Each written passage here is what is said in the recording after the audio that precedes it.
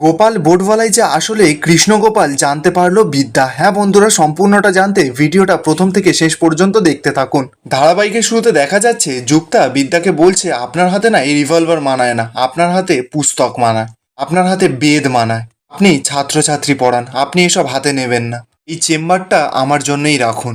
আপনি হলেন অধ্যাপিকা, কলম টলম নিয়ে লোককে পড়াবেন, লোককে শিক্ষিত করবেন, সমাজকে শিক্ষিত করবেন, যাতে আমাদের মতন মেয়েরা বেপথে না চলে যায়। এবার দেখা যাচ্ছে বিদ্যা তো মুখ খোলে, অ্যাডভোকেটকে বলছে যে ঠিক আছে এই সমস্ত কিছু কথা এখন থাক, এখন পয়েন্টে আসা যাক। সেই কেসে ইনভলভ ছিলেন দুলাল বলে একজন ড্রাইভার, রহমান বলে একজন ড্রাইভার, আর ছিলেন কাশ্যপ ব্যানার্জি। আর খুন হয়েছিলেন আমায় যিনি দত্তক নিয়েছিলেন, মৃন্ময়ী ব্যানার্জি। কিন্তু আর একজন সেখানে ছিলেন। অ্যাডভোকেট তখন বিদ্যাকে বলছে, খুন তো হননি, ওনার অ্যাক্সিডেন্ট হয়েছিল আর আমি সেটা প্রমাণ করে দেব। যুক্তা তো এবার রেগে মেগেই অ্যাডভোকেটের গলাটা টিপে ধরে, বিদ্যা তো যুক্তাকে ছাড়িয়ে দেয়। বিদ্যা এবার অ্যাডভোকেটকে বলছে যে আপনি জানেন কৃষ্ণগোপালকে? তো অ্যাডভোকেট তখন বলছে কেন? বিদ্যা তখন বলে, উনি না আমার বাবা, তাকে এখন আমি খুঁজছি, সূত্র শুধু একটা মাত্র চিঠি, আমি শুধু এখন আমার পিতার সন্ধানে আছি, আমি আমার মায়ের সন্ধানে আছি। অ্যাডভোকেট তখন বিদ্যাকে বলছে যে কি নাম বললেন আপনার পিতার? বিদ্যা তখন চমকে যায়, অ্যাডভোকেটকে বলছে কৃষ্ণগোপাল। আপনি কি চেনেন কৃষ্ণগোপালকে? আপনি কি জানেন যে কাশ্যপ ব্যানার্জি আমাকে কার থেকে দত্তক নিয়েছিলেন? এই ছোট্ট শিশুটা কে জানেন? কোথা থেকে নিয়েছিল সেই হাসপাতালটা আপনি চেনেন? অ্যাডভোকেট তখন নাটক করতে করতে কাঁদছে আর বলছে যে না না, আমি কিচ্ছু জানি না। বিদ্যা তখন বলছে, জানতে তো আপনাকে হবেই, আপনাকে আপনার অপরাধের সাজা তো পেতে হবেই। এরপর বিদ্যা তো অ্যাডভোকেটকে তুলে দাঁড় করায় আর বলছে, আপনাকে তো এক্ষুনি আমি আপনার অপরাধের সাজা দেব, তারপর ওদেরকে আমি দেখছি। এরপর বিদ্যা তো টানতে টানতে অ্যাডভোকেটকে পঙ্কজবাবু থানাতে নিয়ে চলে আসে। পঙ্কজবাবুকে গিয়ে বিদ্যা বলছে, এই নিন আপনার অপরাধী, এই অ্যাডভোকেট কিঙ্কর সিংহ। পঙ্কজবাবু তো এবার অ্যাডভোকেট সিংহকে দেখে পুরো চমকে যায়। পঙ্কজবাবু বিদ্যাকে বলছে যে কি করেছে উনি?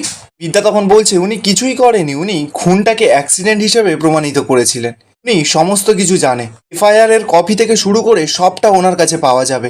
শুধু সেটাই নয়, সেদিনকে সমস্ত সাক্ষীদের ঠিকানা ওনার কাছে পাওয়া যাবে। আমার বিশ্বাস এই ভিড়ের মধ্যেই লুকিয়ে আছে কোনো এক কৃষ্ণগোপাল, সে জানে যে আমি তার সন্তান, তাকে আমার খুব খুব প্রয়োজন। পঙ্কজবাবু এবার বিদ্যাকে বলছে, আমি আপনার সঙ্গে আছি, আমি আপনাকে হেল্প করব, দরকার পড়লে না আমি ওই কৃষ্ণগোপালকে কবর থেকে খুলে নিয়ে আসবো। বিদ্যা এবার অ্যাডভোকেটের কাছে গিয়ে বলছে, আমার না সেদিনের সমস্ত সাক্ষীদের লিস্ট চাই। যুক্তা, ওই লিস্ট ধরে ধরে সকলকে জিজ্ঞাসাবাদ করা হবে, কেউ না কেউ তো জানবে যে কৃষ্ণগোপালটা কে। যুক্তা তখন বিদ্যাকে বলছে, কিন্তু একজন তো জানেই, সেটা আমি জানি। বিদ্যা তো কথাটা শুনেই অবাক, বলছে কে জানে?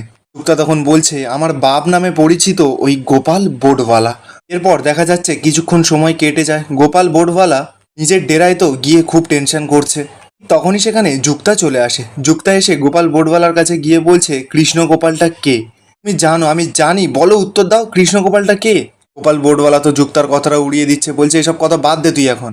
যুক্তা তখন সরাসরি বলছে যে না, আমি বাদ দেবই না, বলো তুমি ওই কৃষ্ণগোপালটা কে? গোপাল বোটওয়ালা তখন বলছে, এই একদম চুপ করে থাক, তার আগে তুই আমাকে একটা প্রশ্নের উত্তর দে, তুই আমাকে না জানিয়ে কোথায় গেছিলিস? দুপুর গড়িয়ে সন্ধ্যা হয়ে গেল আর তুই তো খুব ভালো করেই জানিস যে একটু পরে পারে লোকে ভিড় করবে তোর নাচ দেখার জন্য, তুই যদি নাচিস না গাস তাহলে আমরা খাবো কি?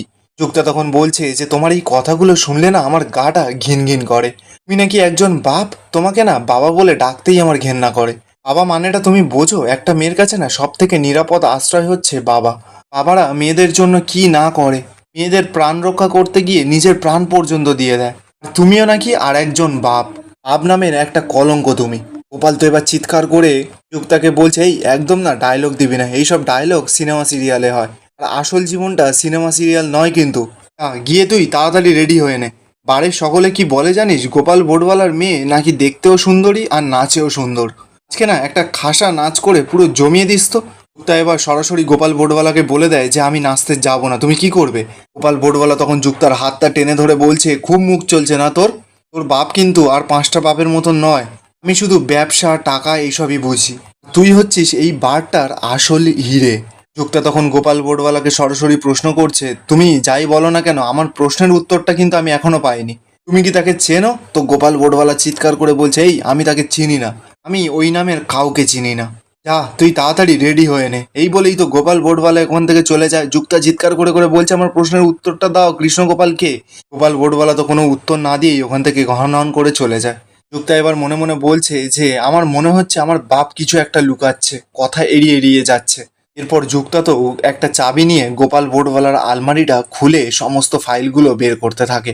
যুক্তা এবার একটা পুরাতন ফাইল থেকে একটা খবরের পেপার দেখেই চোখগুলো পুরো রসগোল্লার মতন হয়ে যায়। বলছে তাহলে এই কৃষ্ণগোপাল। অপরদিকে দেখা যাচ্ছে বিদ্যা তো এবার নিজের বাড়িতে চলে এসেছে।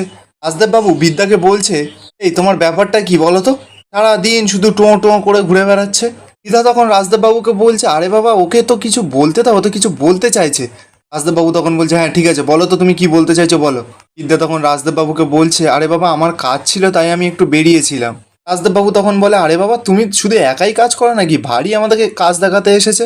আমরা যেন এমন করছে কাজ বাজার করিনি। তুমি জানো আমাকে কত বড় একটা কোম্পানি সামলাতে হয়, সারাদিন শুধু মেয়েটা টোঁ টোঁ করে ঘুরে বেড়াচ্ছে। বিদ্যা এবার রাজদেব বাবুর সঙ্গে ঝগড়া করছে, বলছে আমি সারাদিন কোনো মতেই টোঁ টোঁ করে ঘুরে বেড়াইনি, আমার কাজ ছিল তাই আমি একটু বেরিয়েছিলাম। আপনার মতন না শুধু শুধু বাড়িতে বসে টেনশন করে বাড়িটাকে মাথায় তুলি না। রাজদেব বাবু তখন বলছে, বেশ করেছি আমি, আমার বাড়ি আমি টেনশন করে মাথায় তুলবো না কি করবো সেটা আমি বুঝবো। বিদ্যা আর ত্রিধা তো এবার রাজদেব বাবুকে ধরেছে, বলছে এটা কি আপনার একার বাড়ি। রাজদেব বাবু বলছে, না না আমি সেরকম বলছি না, এটা তোমাদেরও বাড়ি। ঠিক আছে এসব বাদ দাও, ঝগড়াঝাটি অনেক হয়েছে, সামনে কিন্তু রাজরিত আর তোমার বিয়ে, এটা কিন্তু অনেক বড় ব্যাপার। সেই বিয়েটা কিন্তু পুরো শাস্ত্র মতে হবে, আমার স্বপ্নটা পুরো পূরণ হবে। কিন্তু আমার না একটা দাবি আছে। বিদ্যা তো শুনেই অবাক, বলছে কি দাবি। বাবু এবার তুতলে তুতলে বিদ্যাকে বলছে, বিয়ের পর কিন্তু আমাদের বাড়িতে না একটা দুষ্টু মিষ্টি বাচ্চা হতে হবে। বিদ্যা তো এবার লজ্জা পেয়ে যায়, বলছে কি বলছেন কি আপনি। বাবু তখন বলে, হ্যাঁ তোমার আর রাজদীপের বিয়ের পর ঘর আলো করে আমি একটা দুষ্টু মিষ্টি বাচ্চা চাই। জানো আমার কি স্বপ্ন। বিদ্যা তো অবাক, বলছে কি স্বপ্ন। বাবু তখন বলছে আমার বাড়িতে বাচ্চা কিলবিল করবে। বিদ্যা তো শুনেই অবাক, বলছে কি কিলবিল করবে। বাবু তখন বলছে, হ্যাঁ আমার বাড়িতে বাচ্চা পুরো কিলবিল করবে, আমি একটা পুরো ফুটবল টিম বানাবো। বিদ্যা তখন বলছে, আরে বাবা আপনি ফুটবল টিম বানাবেন কেন, ক্রিকেট খোখো কাবাডি সব কিছুর টিম বানাবেন। বাবু তখন বলে যে হ্যাঁ তাহলে তো কোনো সমস্যাই নেই, তাহলে সব কিছু মিটে গেল। তাহলে এই বাড়ি থেকে বিরাট বড় বড় সব স্পোর্টসম্যান বেরোবে, ক্রিকেটার বেরোবে, ফুটবলার বেরোবে, কাবাডি বেরোবে। বলেই তো বাবু জোরে জোরে হাসছে। তখনই দেখা যায় বিদ্যার ফোনে যুক্তা ফোন করে। যুক্তা বিদ্যাকে বলছে, আপনি বিয়ের দিন নিশ্চিন্তে বিয়েতে বসবেন, আমি আপনাকে কথা দিচ্ছি যে আমি ওই দিন যেখান থেকে পারবো আপনার বাবাকে খুঁজে বের করে নিয়ে যাবই, কথা দিচ্ছি আপনার বাবাই আপনাকে সম্প্রদান করবে। এই বলেই তো যুক্তা ফোনটা কেটে দেয়। বিদ্যা তো কথাগুলো শুনেই পুরো চমকে যায়। বাবু তো এবার বিদ্যার কাছে যায়, গিয়ে বলছে কি হয়েছে, কে ফোন করেছিল। বিদ্যা এবার কথাটাকে ঘুরিয়ে দিয়ে সকলকে বলছে, না না কিছুই হয়নি। ঠিক সেই সময় দেখা যাচ্ছে রায়া বিদ্যার ফোনে ফোন করেছে। বিদ্যা তো এবার ফোনটা ধরেছে। রায়া এবার কাঁদতে কাঁদতে বিদ্যাকে বলছে, ম্যাডাম ম্যাডাম আমি এখন কলেজে, আমাকে বাঁচান ম্যাডাম, শ্রাবণ আমাকে থ্রেট করছে। বিদ্যা তো কথাটা শুনেই রেগে যায়, বলছে শ্রাবণ তোমাকে থ্রেট করছে, তুমি চিন্তা করো না আমি এক্ষুনি আসছি। এই বলেই তো বিদ্যা ফোনটা রেখে দেয়। ত্রিধা এবার বিদ্যাকে বলছে, বিদ্যা কি হয়েছে তুমি বলো আমাকে। বিদ্যা তখন ত্রিধাকে বলছে যে আমাকে এক্ষুনি বেরোতে হবে।